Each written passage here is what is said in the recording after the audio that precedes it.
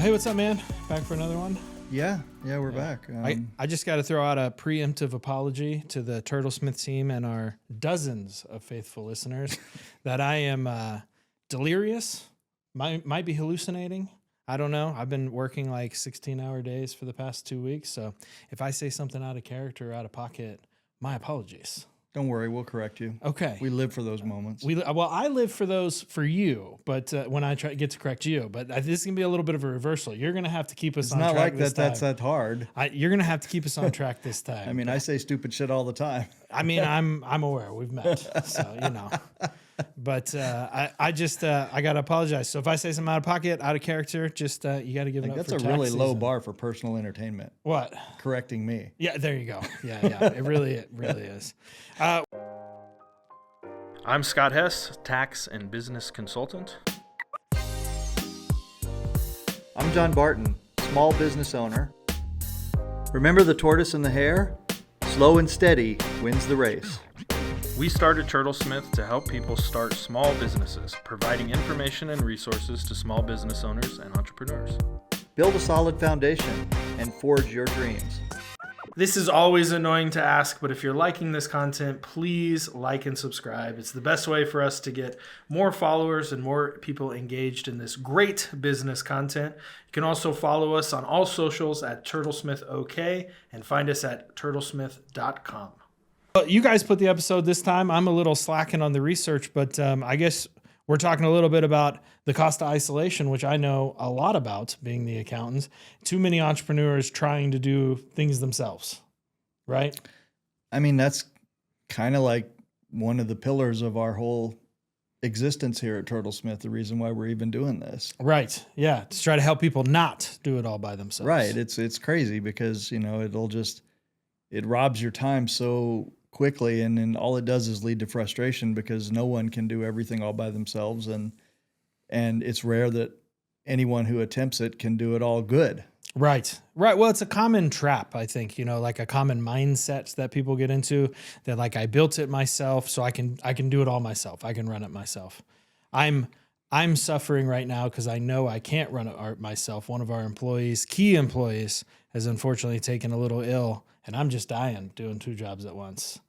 You can't run it all yourself once you get to a certain level. I mean, that is, I think it is very common because there are a lot of businesses, even professional businesses, you know, like yours. You're an accountant, you know, and you have 1 or 2 people around you, you know, that help take up a lot of the slack. You know, they don't have to be accountants, but they have to know how to file things and, you know, fill things out.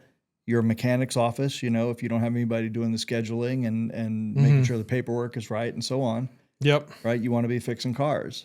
Right. And that is, you know, something that happens very often, you know, and when you do finally find somebody that works really well, then you have to worry about how to keep them. What happens if something happens to them? You know, I mean, it's very understandable and it's very common. Yeah.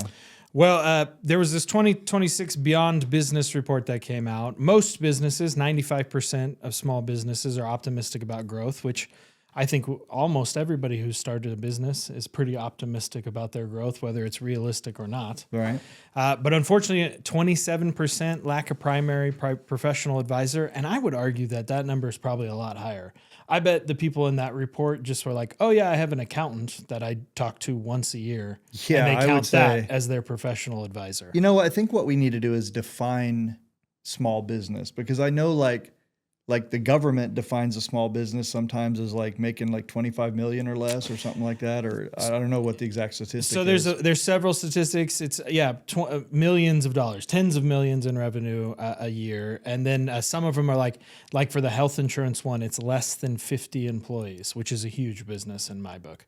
My definition of a small business, which is my niche that I look for, is I look for companies that gross between $1 million and $10 million in revenue and have less than 10 employees. That to me is a small business that's optimal for my services. Okay. But I would say that a lot of the businesses in this country, probably the majority of them, are doing less than $1 million. I would agree to that as well. And yeah, I would say that the percentage of those businesses that lack a professional advisor, whatever that means. Mm-hmm. And I would agree that probably accountant is what springs to mind as a professional business advisor. But, right. Well, I think that's your first line of right. But professional advisor. I would say that it's at least 50% or more that don't have that. A lot of them don't even have accountants because they're trying to do their taxes themselves. Yeah, which is bananas. But yeah, and it's a sort of a catch-22 because they think that they can't afford an accountant, sometimes. Well, and it's fair enough. When margins are thin and you're having trouble paying all your bills and stuff like that, the accountant seems like the last person you want to hire. Well, it's true, and we've talked about this many times on here. I give my own personal experience, but having you as my accountant, right, as opposed to the two people I had previous, it frees me up to think of other things because I'm not worried about the money. I'm not worried about where we're at because you keep me apprised of that. Right. And we kind of know, what we can do and what we can't do. Right. Well, and to be fair, I am probably not a typical accountant in the accountant world. I tend to get a little too involved with my clients and really try to get involved with their business and help them succeed. And that is something that is not every accountant does. Most accountants, they just want to hammer out returns one after the other as fast as possible because that's how they rack up accounting fees, is just pumping those returns out. And I tend to have a lot less clients doing bookkeeping, payroll, and the taxes at the end of the year. So where another accountant might file, 1,000 plus corporate returns or something like that, I might only do 100 or something, but all year we're working with those businesses to make them successful. Yeah, I agree with that. And no, you're not typical, at least not in my experience. And I would wonder, what does this report mean by professional business advisor? Well, I'm sure it's exactly that. It's I got a guy who does my taxes and I talk to him once a year. Yeah. And then they think they've got all that they need. So, to the extent that we are always talking about small businesses, I think that we are talking most of the time to businesses doing less than $1 million a year. Not always, because, a lot of everything we say applies to business up and down the chain. Well, and this is not, net income of $1 million. It's not take home pay of $1 million. It would be the total gross revenue. So maybe I would amend that to say, companies, depending on the industry, like your industry, you are a big business, but you probably do right around that number, maybe a little bit more. But you don't have 10 million in sales, but you still need, quite a bit of help and all that stuff. But that's because your margins are big and your operation's a little more complicated than most. It's not like you have a retail store where you're just selling the same crap every day, Other industries, kind of depending on what industry you're in, I guess we could kind of move that $1 million mark. Maybe it's closer to 500,000, 300,000, something like that. Yeah, I mean that's what I would consider to be a small business. Well, at some point, it just kind of becomes a hobby. Like you're not really. Yeah, but I mean, if you're just getting started, if you're making your living, doing this, and you're not going further into debt, then it's a viable business for you. But you may not make enough to be able to afford more employees to take up some of your slack. Yeah. You may feel that pressure that you have to do all these things. And I guess that's kind of what we want to talk about, right? Is like, what ways are there for people to be able to not have to do everything and yet still be able to afford that labor? Yeah. Yeah, I agree. Really, it's about shifting the mindset. And we've talked about it a bunch of times where we talk about, hire for your weaknesses or get people to help you where you can. And it's kind of going from this DIY mindset to what's kind of called a fractional C-suite strategy. And a fractional C-suite strategy is when you hire guys like me, like for you. So I become your CFO, but I'm not your CFO 24 hours a day all the time. You don't pay me a salary equivalent to a CFO. You pay me for 10 hours a month of my time. Right. And that's what you need. And again, yeah, that's what a small business needs is only a small part of the time, but they need professional help to understand where's it going financially, what are the right moves, what are we in compliance or not? You know, certain things like that, you know, that's where somebody with a higher level of understanding needs to be around. Right. And right. accessible. And that's where these kind of professional advisors come in. Okay. So that's what we'd be talking about then. Yeah. Yeah. I can see that. I can see that becoming a thing. I have never heard of, until we started talking about it, I had never heard of fractional C-suites. Well, you've never heard of it, but that's what you were doing, you know. So and probably a lot of people haven't put the vocabulary to it. But when you hire an accountant or a bookkeeper, when you hire a lawyer, when you hire a business consultant, those are all taking that kind of fractional C-suite mindset. It's bringing people in to cover your weaknesses, to help you grow in certain areas without having to give them a full-time salary. They're just working part-time for you. Yeah. Okay. Yeah. So why do you think it is that so many businesses are optimistic? Every business owner I've ever met is optimistic about the future. They all think their business is going to be great. You've been pitched a million businesses where, you know, we always hear our favorite line. It's a $5 billion industry. If only I can get 1% of it. I think that most people who go into business are generally optimistic about life in general because they think that they have something that they can make work that will be very attractive to a large number of people. In other words, whatever the service is or the item that they make or whatever, that is going to be something that the world needs, and the world will beat a path to their door. Yeah. Once they announce to the world, I'm here. Yeah, build it and they will come. We are open for business. Exactly. Build it and they will come. So I believe that people who do that, they are not risk averse. They're not trying to play it safe in their life. And they often jump into things, you know, without a lot of planning. So, and very often they've probably, you know, had some stumbles along the way and just gotten right back up and gotten on the horse or gotten on the diving board or whatever. And so they've never been knocked down so far that they couldn't get back up. So the idea of failure is not such a barrier to them. It's not quite so scary. Right. And so they think to themselves, you know, yeah, the world has ups and downs and things like that. And, you know, we'll be all right. We'll adapt. Do you think there's just a mild delusion for most business owners? Yeah, most entrepreneurs. I think that all the time. Of course there is. Yeah, because I know I'm delusional in my capabilities and thoughts of the future. Well, it's partially because people don't understand all the interconnectivity.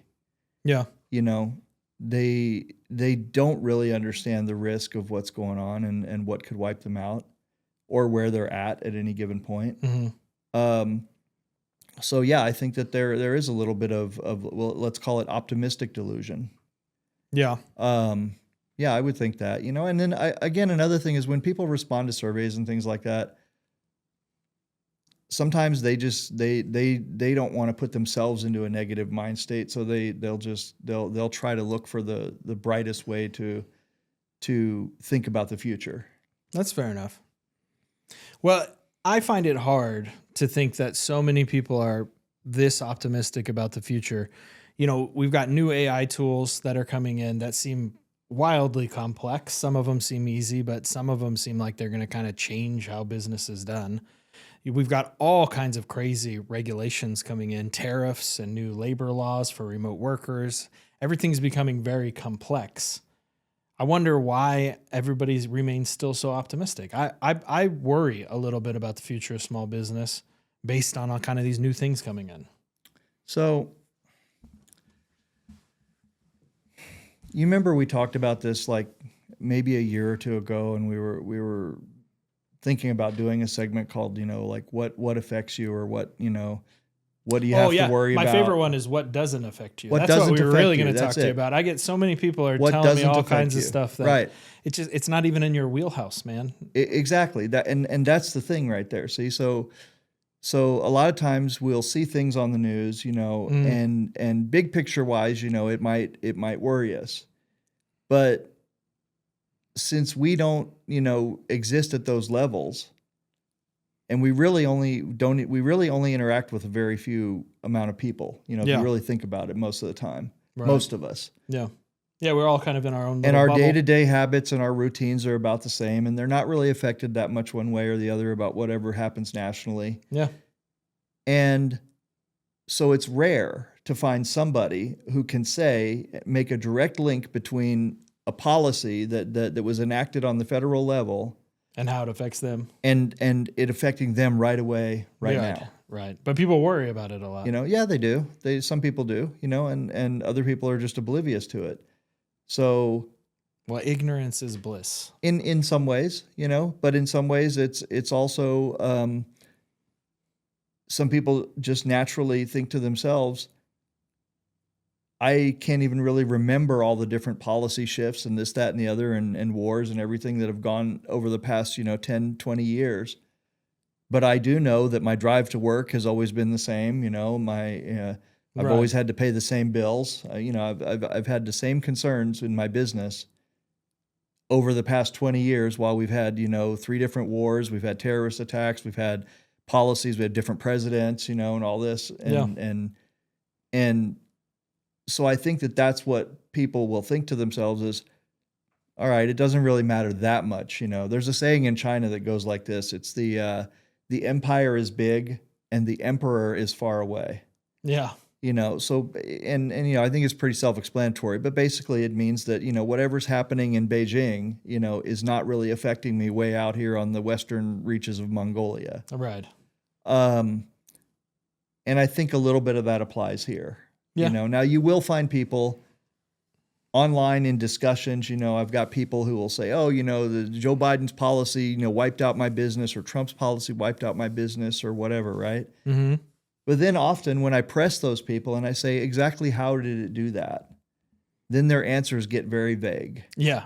Yeah. People like to stumble over their words when you actually press them on things. Right. So I think that a lot of times it's a failure of self-examination of why their business really failed. Yeah. Now, if you're a business, for example, that is 100% dependent on one government contract and they pull it, yeah, sure. Yeah, but that's kind of your own fault. I had a deal with a guy. We were going to put, I don't know, like 100 or 200 displays into this sporting goods store. Mm-hmm. And I don't know if it was Dick's or Academy. Academy is, I don't remember which one it was, but we were set. I had done all the work. I had built these cabinets. The display, the corporate had already signed off on it, right? The only thing missing was the check. Yeah. And then they got bought out by another sporting goods chain. And the check And they came. canceled, there was no check came because they canceled all of the pending projects and the pending purchase orders. You didn't get paid half up front? No, we didn't get paid anything. It wasn't, well, I was secondary to the deal. I was not the principal. And no. So it was basically going in on hope and optimism, and my contact having the... Yeah. But you don't do that with those guys at that level, that you present to them and basically you're bidding on getting the job. Right. Yeah, that's a tough one. But that is a situation where something happened at a level far above my pay grade that wiped out a portion of our business, or in my case, it wiped out, let's just say, a month's worth of work. Yeah. That I put into it. I think that's, that's the risk of isolation that we're talking about when you're trying to DIY and do everything yourself. So at that time, you didn't really probably have any financial advisors or professional advisors helping you out. No, I didn't have anybody that said to me, how are you going to get paid for this work that you're doing? Right. So, that just makes this fractional C-suite model even more important for guys in your position to take a look at. The financial, the legal, strategic, you get tunnel vision sometimes when no one challenges you. If you miss tax incentives or deadlines or fail audits, and your legal stuff, if you're not having contracts in place, like, did you have a good contract in place? We had no contract in place. Yes. That's just, lack of, I don't know if the other guy had a contract in place, but I doubt it, but yeah. But my job was only to design stuff. At No, that I'm point with you. and provide a supplier. Yeah, I mean, I don't think it was a huge failure, just kind of a lesson learned type of situation on that deal. But certainly somebody could have helped you out. So when we talk about this fractional kind of C-suite model, what we're talking about is, hiring really great professionals, lawyers, accountants, consultants. You can get CFO fractional, you can get CEO fractional, you can get operational guys, technical guys, but you don't need somebody full time. So you're just hiring them for a little bit of their time a month, a little bit of oversight each month, somebody to be able to call and bounce questions off of, to ask for things. And really that is what Turtlesmith is built around. And here in the Oklahoma City area, we've been expanding our kind of repertoire that we can offer. Started with taxes and accounting, and now we're branching out to marketing and branding and insurance and all that stuff. So eventually we'll be able to do all of that. But if you're not here in Oklahoma City, you got to go out and find those people. And it might be 3 or 4 instead of just one company to call. Yeah. I mean, I would like to know a little bit more about this and go into it and see, I mean, I personally, honestly don't even know what a board of directors does. Like, what I mean by that, of course, we've all heard the term board of directors, right? Like, and usually they're executives or owners of other companies, that are sitting on the boards, so there's a lot of intermingling there. Yep. And I guess in some ways, and sometimes they get a salary or some kind of compensation. Sometimes. Right? You can be a professional board member. That can be your job. But my question is do they actually like work outside of being on the board? Like, are they responsible for researching things and coming to the board? It's a good question. It's a good question. And the answer is sometimes. Really, board of directors, or even this fractional C-suite, you can almost think about it like how the government is supposed to work and does. But it's just that checks and balances. So the board's job is to hire who's in the C-suite. That's their job. They hire who is the CEO, CFO, COO of like a mega corporation. The board oversees that, and they determine who are in those positions. Now, for our listeners, explain what C-suite means. So C-suite is the group of people who work at a corporation that have chief in front of their name. So chief executive officer, chief financial officer, chief operating officer, chief technical operator, chief marketing operator, things like that. They're basically the heads of the departments. Yeah, also includes vice presidents and directors. So it's like the top level of a corporation. Right. The guys at the top. Yeah, the executive suite. We call it a C-suite. Okay. And so a board of directors, they appoint a lot of those positions, and their job is to make sure that those people are doing their jobs. And the board is supposed to have a fiduciary responsibility to the shareholders of a corporation. So if you think of Walmart, for example, if you go and buy stock in Walmart and you are a stockholder of Walmart, the board is supposed to protect your interests. They want to make sure that the C-suite and the day-to-day operations are being run effectively so that you get your dividend and the stock price now, goes if up. I understand it correctly, in some of these corporations, if you own a certain amount of shares or you control a certain amount of shares by proxy, then you automatically have a board seat. Is that right? That is true. Yep, you can automatically have a proxy seat if you own so much of the company.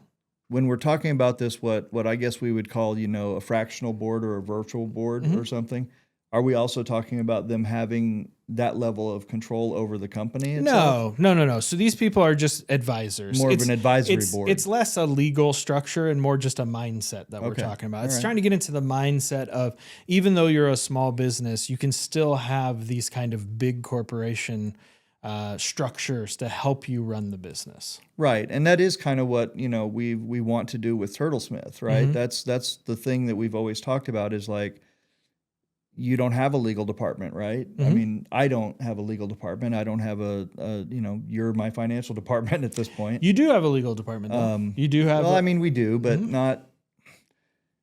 not in the way that a big corporation would think of it, right? Like give a call to legal. Yeah. But the thing is small businesses will never have what big businesses have. Right. So really all you're looking for is just a couple people in your corner. which you have, and most people who work with us have. And so if you're out there in the world and you have a small business, you got to kind of build your network and your team up a little bit. And that's what we're talking about. Right. No, and I agree with that 100%. So, whether it's with a company like us or whether it's several different people that you have, your lawyer, people often say, well, talk to my lawyer. Right. But a lot of times people don't necessarily have a corporate lawyer per se, right? They might have just a problem is there's about, when you say talk to my lawyer, there's about 9 different lawyers that you can talk to. It just depends on what all you're working on. So like we have a tax attorney here in the office who works full time. She also does some contract or corporate law. In addition to that, there's like, criminal attorneys, there's estate attorneys, there's tax attorneys, there's civil litigators, which are completely different. There's just all kinds of brands of lawyer, and you got to find there's all kinds of brands of lawyer, and you got to find kind of the one that fits your needs. But that being said, there's kind of 3 pillars of this board of advisors that you want to try to put together.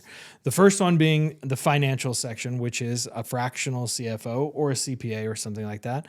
You don't have to go out and hire somebody who actually claims to be a CFO. You just need to fill that person's duties. So that can be filled with one person, like here at Turtlesmith, we do bookkeeping, payroll, taxes, all under one house.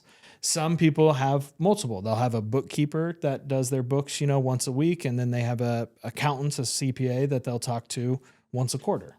And that kind of helps you build that financial structure of your business. The next one would be the compliance, which is the compliance guard is what it's called here, which is the legal counsel. So help you review vendor contracts, keep you up on employment laws. Any regular lawyer, any kind of general all-purpose legal counsel can achieve that. You can go talk to them. You can ask them questions. They will sometimes recommend you to specialists if you have an actual issue, but most lawyers can answer general questions, about things. And the last one would be the growth strategist. You got to have somebody to help you with, growing the business consultants, coaches, any of those things. Now you don't have to get all 3 of these. If you're good with one of them, if you're good at growing the business, you certainly don't need a consultant, but we just talk about kind of hiring for your weaknesses. You want to make sure you have these 3 kind of pillars of your advisory board taken care of. Well, it is important to have someone to talk about this stuff with, and I think at my level, a lot of times I get that from other entrepreneurs, which can be dangerous. It can be, but sometimes, you just get together and talk shop. And if it's people that aren't in your industry, maybe it's helpful sometimes, if they're on the outside looking in. Now they don't have as clear a picture because they're not in your business, they're not on your board. Right. But sometimes, they can just be helpful to talk about it, but that's very informal. If it was more of a formality, then of course, you'd need to lock it up with NDAs and things like that and make sure that if you're telling them things that are proprietary to your business or that you don't want everyone knowing, then of course, I think you would want to have some sort of contract with that, right? For sure. Yeah. And I think probably any of our listeners or anybody that I've really talked to about some of this stuff, and I've gotten a lot of pushback on our services as well, is like, well, that's just too expensive. I can't afford to do that. It's too much to pay a monthly fee. It's too much to pay a retainer. I'm not there yet. And I'll tell you, 1 or 2 good pieces of advice can make up their entire annual fee. I have clients who have come to me and just dropped the ball on all kinds of stuff. You've talked yourself multiple times about how, think about all of the penalties and interests that you've racked up in the last 5-10 years and think about how much you pay me every year. It is a fraction of the penalties and interests. I would have saved you a bunch of money. That's pretty much one of the best things that you do for me is you put it in longer terms, So you're basically like, okay, so it costs you $5,000 right now, but how long do you intend on staying in business? Yeah, we talked about this just yesterday. You were like, I need new clothes. And I was like, well, go hire somebody and spend $10,000 to get a new wardrobe. And you're like, $10,000 for a new wardrobe? I'm like, yeah, for the next 8 years of your clothes wearing life. Like, It's not and that when much. you put it like that, it's hard to argue with it, right? Because then it does become, so we think of things like that, like when you go to buy a new car and you're trying to okay, the payment, can I swing it, can I not, right? Right. And it's easy for us to think about it in those terms when we're trying to buy something, because we understand that there are mechanisms already set up in place for spacing out payments on things. Right. So we understand if we go get a loan, yes, we can space out the payments, but we very rarely think about it in terms of, okay, I paid this all up front, but I want to think about all the use I'm going to get out of it and what that will cost me fractionally, right, per day, per week, per month, per year, and so on. Yeah. And when it's said in those terms, then it becomes pretty easy to figure out that this is a good move. You know? And in this situation too, the ROI, it's hard to see. It's hard to see that return on your investment because you're putting money out to an accountant or a lawyer. And sometimes, like marketing budgets we talk about, sometimes it'll feel like you're just paying for things and you don't really know what all they're bringing back to you until you don't. Like it's kind of like insurance, I guess is a better analogy there. It's like you just keep paying for insurance and it seems like such a waste of money until you actually need it. Yeah. Insurance. I don't want to talk about that one. So anyway, these are the same kind of things, invest in these people to kind of help you out and it should return you a bunch of money in the long run. So how do people know if who they're talking to is any good though? It's a great question. And maybe we've talked about this before. Maybe we do need some kind of questionnaire or checklist or something like that for people to go and ask these advisors. We've talked about doing that for an accountant. It's hard. You just kind of have to go with your gut. Find somebody, try them out a little bit, see how they perform, see if they're doing a good job for you, if they're living up to your expectations. And if not, go find somebody else. You're not obligated to stick with somebody just because they're not doing what you want them to. That is true. It's just one of those things. It's another one of those things, though, that as a small entrepreneur or a small business person, and you're busy wearing all these hats, that you don't have time to go interview a bunch of people. And you're a little intimidated too. Honestly, it is, yeah. But it's important too. It's important. It's hard to say to someone, "I don't know," and have them come in and start trying to tell you how to run your business. Yeah. Especially if you don't think that they know your business. Yeah. Yeah. Well, we have a few actionable steps for your business to take. First one is just sort of the blind spot audit. So list a few things that you worry about most when you're kind of lying awake in bed at 2 a.m. and your brain is turning and you can't fall asleep. And if one of those things is, man, I hope I did taxes correctly, or you're worried about it, maybe your first hire should be an accountant, so that you can guarantee your taxes are done right. Or if the next one is, man, I'm not sure about that contract. I've read it 6 times and I still can't make this out. Well, maybe it's time to hire an attorney to just look it over. Okay. Networking versus hiring. You were just talking about this, how to find advisors through, local groups or online communities, or just kind of in your area. You were lucky enough to just drive by my office, and now you have recommended me to several people. Thank you for reminding me of how lucky I am. Well, I mean, it is kind of lucky, right? That you happen to move in. It was very fortunate that you turned out to be who you are. I find myself lucky too that I happen to pick this spot, and you happen to live down the street. But then some of your friends that you've referred me to have helped out a little bit. They would also be like, well, we're glad that worked out. And not that I'm the best fit for everybody. You just got to kind of go out there and network and find people. But that is my point, right? So finding you was accidental in the sense of what you've been able to do for our business growth, right? Like all I wanted to do was just get caught up on our taxes and not go to jail. Right.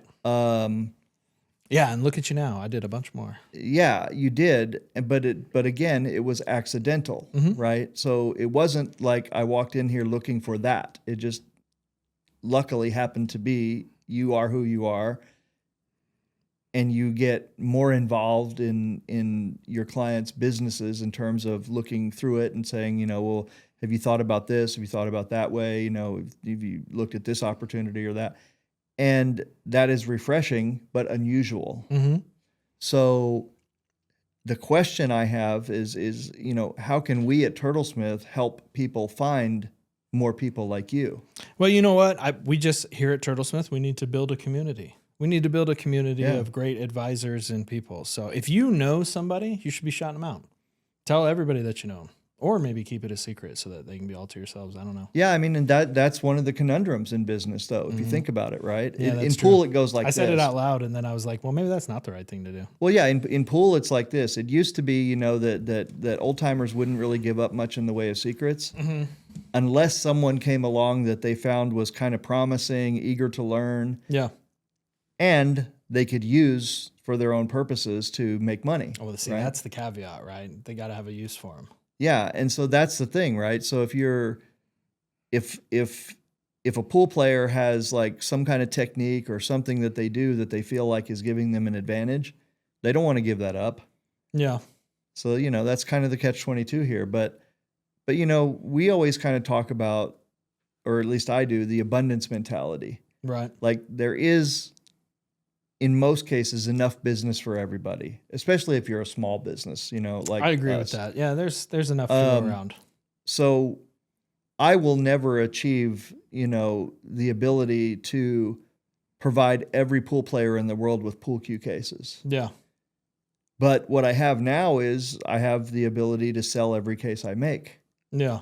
So I'm filling that part of the market, with what I provide to everyone who wants to buy one, in the sense that I've reached that level of stability, right? But if I wanted to grow more, and I did want to try to get a bigger percentage of the market and a bigger, which is much bigger than what I can provide, then I would need some help. Yeah. Like where do I go from here? How can I, what can we do? And that is where I would welcome the discussions with you on how to achieve that to start with. Maybe discussions with people who know more about the industry in a larger format, all that stuff, so that now if I wanted that growth, I wouldn't be flying blind like I was when I started. Right.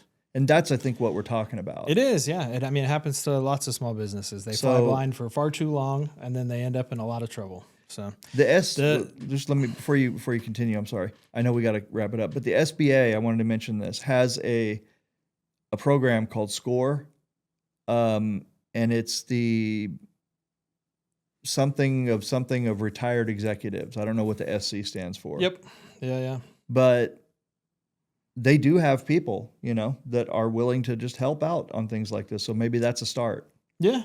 So just remember that SCORE. Oh yeah, I forgot SBA. about it. That is a good one. Yeah. Yeah. And they probably have a lot of great networks for good accountants and good attorneys and everything that you need. Or just at least good executives to talk to about these kind of things, and for them to give you to offer the advice that you need. Offer the type of advice, to ask the type of questions, like to find out if your accountant is more like you or more like someone who just wants to process a bunch of tax returns. Fair enough.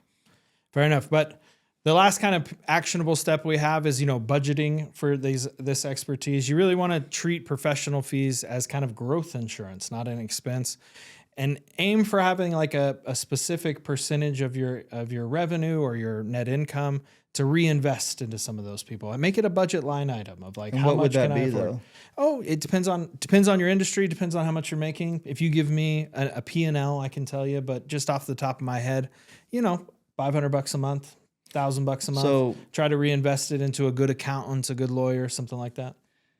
Sometimes we hear people say things like, 5% of your revenue should be spent on marketing. Sometimes. It depends. It's such a wild, like when you make these generalizations about percentages and fixed amounts that need to be spent on certain things, it doesn't work for every company. It depends. If you are a new restaurant, 50% of your budget needs to go to marketing because you got to get everybody out there to know about it. If you're an accountant, most of my business is from referrals or from people, just Googling on the internet. So my budget's pretty low on marketing. So it really just depends on the industry. Okay, so let's recap this real quick. So because I would have put step one as the budgeting, right? But I understand, think about the things you worry about, right? Mm-hmm. Because one of the biggest things with small businesses, again, when we say small, we're talking about under $1 million in revenue. Yeah. For our purposes of this discussion, that is one of the biggest things is I can't afford it. Mm-hmm. I can't afford that person, or I can't afford that service. Right. So I would have put that as like step one. Okay. But that's fine. We're not, that's semantics. Who cares? Make it batch one. Step one. Budget the first. The point that I want to make though with that is this, is there has to be a way to help people to get with the people who can understand that, because it sounds like the money is the biggest thing to start with in terms of, can I afford to, or can I afford not to? Well, how about we do this, man? For our next episode, our next live, when we recap the episode a little bit, we will come up with a good way to go out and find these people. That's what I would like us to do. I love it. You and I will work on it. We'll work on that. So to end things up, we're just talking about how optimism is, everybody's optimistic about their small business. That is really the fuel behind a business. But professional advice is what helps you kind of keep things on track. I would agree with and that. Steer the wheel. So really try to identify just a couple, 1 or 2 professional gaps in your business and schedule a couple discovery calls. And you know what? We will spend the time to go through, find some resources. Maybe we can even throw some stuff up on turtlesmith.com for best practices for finding these professional advisors and go from there. Yeah. I think we can achieve that for people. I like it. Any final thoughts? No, I just, I totally agree with everything about that. I mean, my viewpoint on this specific topic has changed considerably in the last 4 years. Yeah. Because prior to that, I was thinking most of it, I had to do it myself. Mm-hmm. A lot of that is communication, is the fact that I feel like I can't communicate what I want well enough to other people for them to just run with it. Right. And then you just get to a point where you're like, well, I guess I should just do it myself. And then it never gets done. Yeah. Yeah. You gotta learn to delegate, gotta learn to let go a little. It's not always going to be perfect, but it gets done. And maybe that would be a class for entrepreneurs, like learn how to delegate. Yeah. I think everybody kind of just goes through that in their own way, but maybe a class would help things out. Yeah. Yeah. Well, the closing quote that we have here is: a smart man learns from his mistakes. A wise man learns from the mistakes of others and pays them to help him avoid his own. Okay. That's a new one. I've not heard that one, but me neither. It's a good one. Makes sense. I like it. Well, any final thoughts? Find us at turtlesmith.com, at turtlesmithok at all our socials. That's it. That's where you can find us. And be sure to tell us if we're not, helping you out as much as you think we should be. But we really try, and we are always interested in growth and being better. So let us know.